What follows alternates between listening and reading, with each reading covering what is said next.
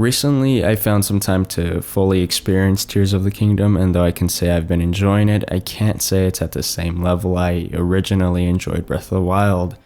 That same sentiment was the reason I couldn't delve into the game the moment I had it in my hands, despite it being the first game I was excited to pre-order. So why? Breath of the Wild has become the odd one in the Zelda franchise. It's not exactly a dungeon crawling game like the rest of the series, nor is it linear in any matter. Breath of the Wild is like a spiritual successor to Ocarina of Time, though ignoring linear progression, of course. It's become a poster boy yet again for redefining the Zelda series, and then came along Tears of the Kingdom, a sequel to the genre Zelda defining Breath of the Wild. It adds Sky Islands, underground Hyrule, and a largely unchanged overworld.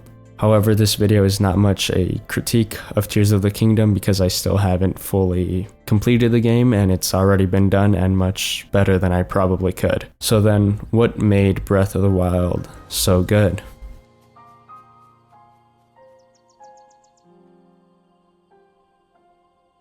The Switch launched Breath of the Wild as a launch title, and if I'm being honest, it's the main reason I decided to get it. There were obviously already huge open world games out at the time, but what Breath of the Wild brought was a breath of fresh air and simplicity to the genre. But most importantly, the mechanics, which are pretty easy to learn and abuse.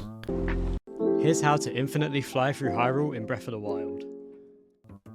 Regardless of how good the gameplay is, I don't think it's majorly responsible for the appeal of the game after all. While game mechanics and combat keep you playing, the initial appeal of the game is usually created by the game's appearance.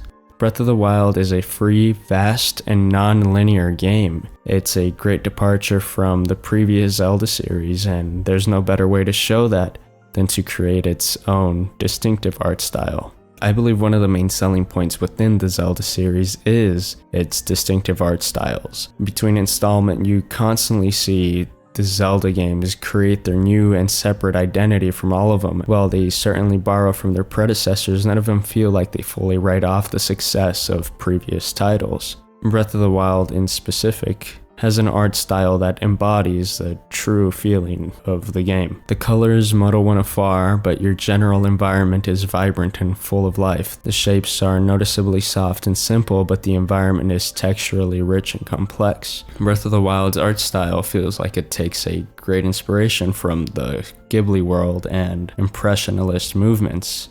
A game's environment is largely responsible for creating the allure of the game and is ultimately responsible for any gameplay, as game mechanics are usually built around the game's already designed environment or the other way around. But there's absolutely no doubt that the world building and aesthetics of Breath of the Wild is the main drawing point. Unlike previous Zelda titles, you aren't becoming a hero, you are the hero. Breath of the Wild is a story of a failed hero regaining his truth, so it makes sense that Breath of the Wild is this vast adventure in a largely unfamiliar and empty world. The majority of the past is destroyed, and Link is one of the few things that remains. In a way, this unfamiliarity isn't daunting but childlike, a world where you're invited to explore, and a wild you're expected to tame. Ultimately, it's this connection between art style and designed experience that makes Breath of the Wild so enjoyable. However, I do think this statement comes with its problems. One in regards to Tears of the Kingdom's underwhelming experience. Personally, I see this as a fault of Tears of the Kingdom being the first direct sequel in the Zelda series and not having its own distinct and separate identity, which is really what the series is known for. Breath of the Wild by nature is an extremely difficult game to follow up and still give the same sense of awe. The same kind of gladness can't happen in another open world Zelda game because Breath of the Wild's success isn't tied to the open world aspect, but its dedication to separate from the past, innovate, and push boundaries. So while I don't believe Breath of the Wild can be replicated, I do believe the magic can.